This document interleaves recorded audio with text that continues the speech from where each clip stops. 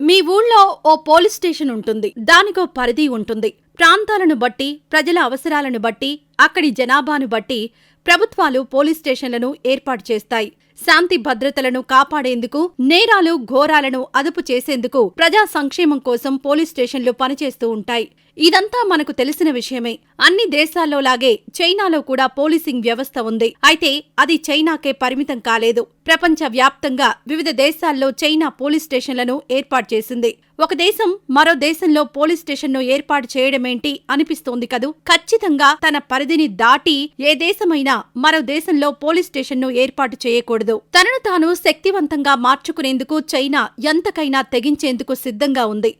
చైనాలో మానవ హక్కుల కార్యకర్తలను రోజురోజుకు తన చర్యలతో ఆందోళనకు గురిచేస్తున్నాడు అధ్యక్షుడు జిన్పింగ్. తాజాగా చైనా ప్రపంచవ్యాప్తంగా అక్రమంగా పోలీస్ స్టేషన్లను ఏర్పాటు చేసినట్టు సమాచారం.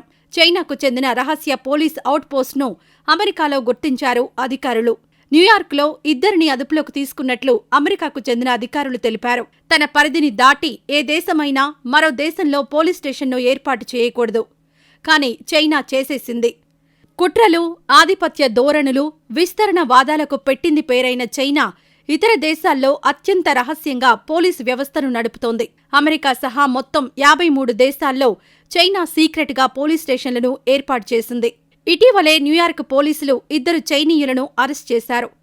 పైకి వాళ్ళిద్దరూ న్యూయార్క్లో నివసిస్తున్న సాధారణ చైనా పౌరులలాగే కనిపిస్తారు.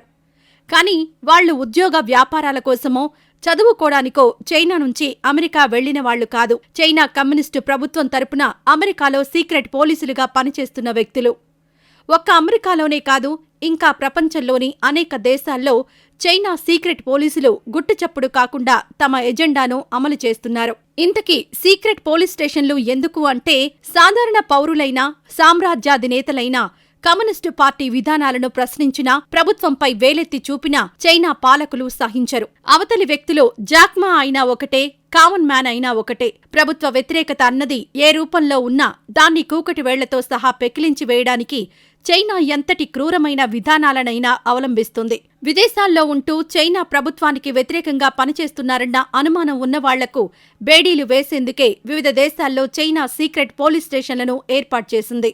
ఇతర దేశాల్లో ఉన్న చైనా ప్రజలు ఏం చేస్తున్నారు? నిజంగా ఉద్యోగం కోసం, చదువు కోసమే వెళ్లారా? లేక విదేశాల్లో ఉంటూ సొంత దేశంపైనే కుట్రలు చేస్తున్నారా? పాలక పక్షానికి వ్యతిరేకంగా పనిచేస్తున్న శక్తులతో చేతులు కలిపారా? ఇలా రకరకాలుగా విదేశాల్లో ఉంటున్న చైనా ప్రజలను అనుమానించి, అవమానించి, వాళ్లు మళ్లీ స్వదేశం వచ్చేలా బలవంతం చేసి, చైనా చేరుకున్న తర్వాత వాళ్లకు చుక్కలు చూపించడమే చైనా సీక్రెట్ పోలీస్ స్టేషన్ల వెనుకున్న అసలు కథ. ఇతర దేశాల్లో ఉన్న తమ పౌరులపై నిఘా పెట్టడం చైనాకు ఇదేమీ కొత్త కాదు. మూడో కంటికి అనుమానం రాకుండా చైనా ఎప్పట్నుంచో ఈ పని చేస్తున్నట్టు అంతర్జాతీయ నిఘా సంస్థలు అనుమానం వ్యక్తం చేస్తున్నాయి. 53 దేశాల్లో ఇలాంటివి 100కు పైగా సీక్రెట్ పోలీస్ స్టేషన్లు ఉన్నట్టు గుర్తించారు. అమెరికా నుంచి అర్జెంటీనా వరకు, యూకే నుంచి వియత్నాం వరకు అన్ని దేశాల్లోనూ చైనా సీక్రెట్ పోలీస్ స్టేషన్లున్నాయి. అయితే మన దేశంలో ఇలాంటి కార్యకలాపాలను నిర్వహిస్తుందా లేదా అన్నదానిపై ఇప్పటివరకు ఎలాంటి క్లారిటీ లేదు. చైనా ఏం చెబుతుంది అంటే, స్వదేశంలోనూ విదేశాల్లోనూ ఎలాంటి ఆపరేషన్స్ చేపట్టినా దానిని సమర్థించుకునేందుకు చైనా వద్ద ఎప్పుడూ ఓ వాదన సిద్ధంగా ఉంటుంది. సీక్రెట్ పోలీస్ స్టేషన్ల విషయంలోనూ చైనా అలాంటి వాదనే చేస్తోంది. ఎవరిపైనా తాము ఎలాంటి నిఘా పెట్టడం లేదని, సైబర్ క్రైమ్కు పాల్పడి చైనా టెలికమ్యూనికేషన్ చట్టాలను ఉల్లంఘించిన వారిని మాత్రమే విచారిస్తున్నామని ఆ దేశం చెబుతోంది. అంతేకాదు, డ్రైవింగ్ లైసెన్స్తో పాటు ఇతర విషయాల్లో స్థానిక పోలీసులకు సహకరించేందుకు వీటిని ఏర్పాటు చేస్తున్నట్లు చైనా చెబుతోంది. అలాగే ఏదైనా కేసుల్లో చిక్కుకునే చైనీయులను న్యాయం పేరుతో స్వదేశానికి తీసుకెళ్లే ప్రయత్నాలు కూడా చేస్తున్నట్లు చెప్పుకొస్తోంది కన్నింగ్ చైనా. కానీ చైనా వాదన అంత నమ్మశక్యంగా లేదనడానికి ఎన్నో ఉదాహరణలున్నాయి. చైనాకు చెందిన రహస్య పోలీస్ అవుట్పోస్ట్ను అమెరికాలో గుర్తించారు అధికారులు.